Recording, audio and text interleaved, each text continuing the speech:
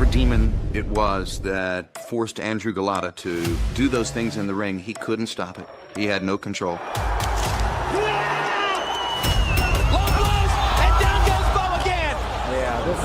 En l'an 2000, Mike Tyson était encore une force de la nature. Malgré les années et les polémiques, sa seule présence suffisait à remplir les salles et à paralyser le monde de la boxe. Mais au-delà de la célébrité, Tyson avait encore quelque chose à prouver, qu'il était toujours l'homme le plus craint sur un ring. Son prochain adversaire fut Andrew Golota, un monstre polonais connu pour son physique imposant et son comportement explosif. Avec un passé rempli de combats intenses, de disqualifications et d'affrontements sanglants, Golota était le type de boxeur qui ne s'intimidait pas facilement. Pendant la promotion du combat, les provocations ne tardèrent pas à arriver. Golota afficha une attitude provocatrice. Il ne respectait pas la légende de Tyson, et ça fut sa pire erreur. Pour comprendre cette histoire, il faut comprendre qui était Andrew Golota. Il est né en Pologne en 1968. Dès son plus jeune âge, il fut vu comme un talent physique impressionnant. Grand, fort, lourd, avec de longs bras, une bonne technique amateur et une présence intimidante. Il ne ressemblait pas à un homme fait pour reculer. Il semblait construit pour imposer le respect. Mais Golota n'a jamais été seulement de la force, il était aussi le chaos. Sa carrière fut marquée par des nuits étranges, des moments violents et des décisions qui semblaient venir d'un endroit sombre dans son esprit. Dans ses combats contre Riddick Bowe, le monde vit sa meilleure et sa pire version en même temps. Pendant de longs moments, Golota domina Bowe.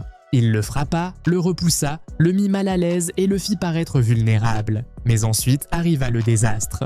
Coups illégaux, perte de contrôle, disqualification, émeute et une réputation qui ne put jamais être effacée. Andrew Golota pouvait gagner un combat et se détruire lui-même au même instant. En l'an 2000, il restait un homme dangereux, sa taille imposée, sa puissance inquiétait. Son nom suscitait encore de l'intérêt. Et quand il fut annoncé qu'il affronterait Mike Tyson, beaucoup pensèrent la même chose. Si Golota garde la tête froide, il peut être un vrai problème. Mais il y avait une énorme différence entre affronter d'autres poids lourds et avoir Mike Tyson devant soi. Parce que Tyson ne frappait pas seulement, Tyson envahissait. Tyson mettait la pression. Tyson t'obligeait à découvrir en quelques secondes si ton courage était réel ou seulement une phrase prononcée avant le combat. Avant le combat, Golota n'arriva pas avec une peur visible. Il avait le corps, il avait la taille, il avait l'allonge, il avait assez de force pour faire croire à beaucoup qu'il pouvait compliquer la soirée. Pour certains, Golota était trop grand pour être écrasé facilement. Ils pensaient qu'il pouvait utiliser son jab, accrocher Tyson, le repousser, salir le combat et l'amener sur un terrain inconfortable. Ils pensaient que s'il réussissait à survivre aux premières attaques, il pourrait peut-être transformer le combat en une longue guerre. Mais Tyson n'était pas là pour une longue guerre. Tyson était là pour rappeler au monde qui il était. La nuit du 20 octobre de l'année 2000, à Auburn Hills dans le Michigan, le monde de la boxe retrouva son intensité. Mike Tyson face à Andrew Golota, le monstre de Brooklyn contre le géant polonais. L'homme qui détruisait avec la pression contre l'homme qui portait une histoire de violence, de polémique et de perte de contrôle. Et quand la cloche sonna, les théories n'avaient de plus aucune importance. Il ne restait qu'à survivre. Dès la première seconde, Tyson sortit avec cette pression qui transformait le ring en une petite cage. Tête basse, petits pas, corps compact, regard fixe. Golota tenta d'imposer sa taille. Il essaya d'utiliser son jab, de marquer la distance, de rappeler qu'il était plus grand et plus long. Mais Tyson n'était pas là pour respecter son allonge. Chaque pas vers l'avant était une menace. Chaque mouvement de buste le rapprochait encore plus. Chaque seconde qui passait réduisait l'espace de Golota. Et alors arriva le premier avertissement sérieux. Tyson entra avec violence. Golota sentit la vitesse. Il sentit l'explosion.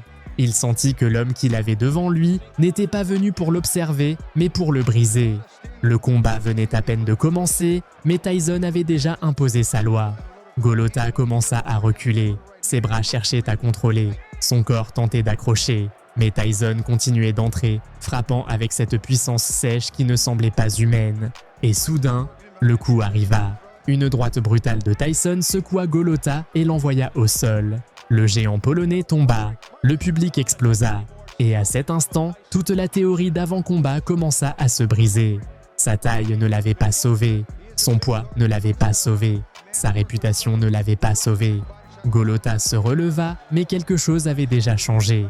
Parce qu'une chose est de dire que tu vas affronter Mike Tyson, et une autre, totalement différente, est de le sentir entrer avec tout le poids de sa violence. Le premier round ne fut pas seulement un début puissant, ce fut un avertissement. Tyson n'était pas affaibli, Tyson n'était pas éteint, Tyson était toujours une tempête.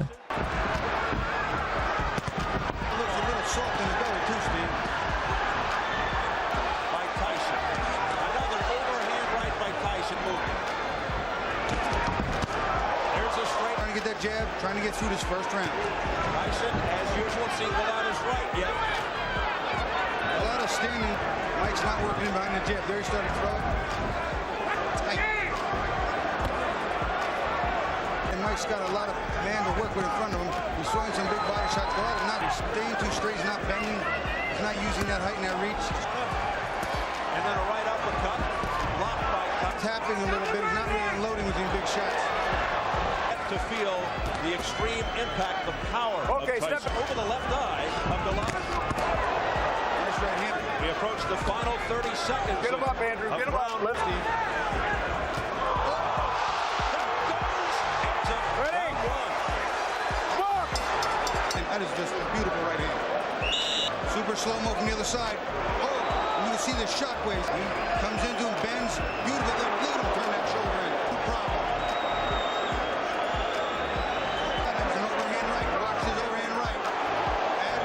Au deuxième round, Golota tenta de se reprendre. Il voulut respirer, il voulut organiser son jab. Il voulut récupérer la distance que Tyson lui avait volée dès la première minute. Mais Tyson avait déjà trouvé la porte. Et quand Tyson trouvait la porte, il ne demandait pas la permission d'entrer. Il remit la pression. Il recommença à couper le ring. Il retourna dans la zone où Golota ne voulait pas la voir. Chaque fois que le Polonais tentait d'étendre les bras, Tyson passait en dessous. Chaque fois qu'il cherchait à accrocher, Tyson le rendait mal à l'aise. Chaque fois qu'il essayait d'imposer sa taille, Tyson répondait avec des coups courts, durs, compacts, de ceux qui n'abîment pas seulement le corps, mais attaquent aussi la confiance. Golota restait debout, mais il ne contrôlait plus rien. Sa taille commençait à ressembler à un poids. Son allonge n'était plus un avantage. Sa force n'imposait plus le respect. Parce que Tyson ne le laissait pas penser. Il l'obligeait à réagir. Et quand un homme comme Golota était obligé de réagir sous une pression extrême, le chaos commençait à sortir. Tyson le frappait au corps. Il le repoussait, il le faisait rater, il le faisait douter. Le géant polonais tentait de répondre, mais ses coups n'avaient plus l'assurance de l'avant-combat. C'étaient des réponses désespérées. Des bras qui cherchaient à arrêter quelque chose qui continuait d'avancer. Des poings qui ne parvenaient pas à changer la direction du combat. Tyson était le centre du ring. Tyson était le rythme. Tyson était la menace. Et Golota commençait à comprendre qu'il n'était pas dans un combat ordinaire. Il était piégé avec Mike Tyson.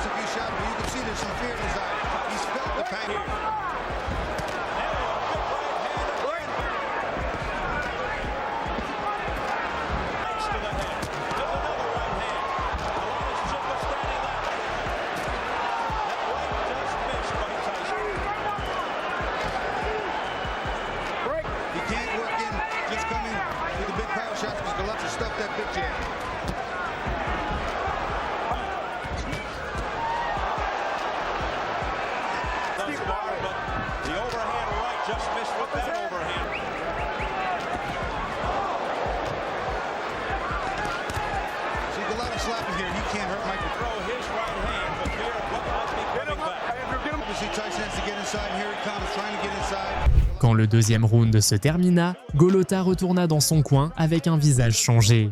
Il n'était plus le même homme que celui qui était entré sur le ring. Le regard était différent, le corps était puni, la respiration était lourde, et l'esprit semblait être ailleurs. Ses entraîneurs tentaient de lui parler. Ils essayaient de le garder dans le combat, Il tentait de lui rappeler qu'il pouvait encore continuer, mais Golota avait déjà senti quelque chose qu'on ne pouvait pas expliquer depuis l'extérieur.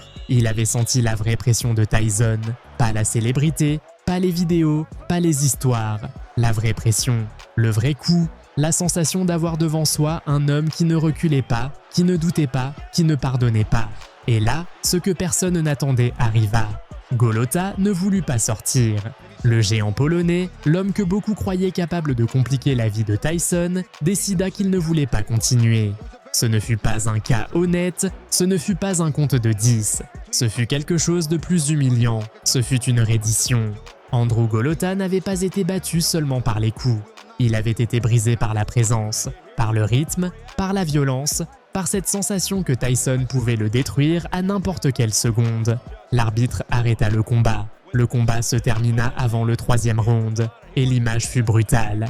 Mike Tyson debout, Andrew Golota rendu dans son coin. Le géant polonais était arrivé avec sa taille, son histoire et son danger. Mais il partit sans vouloir continuer.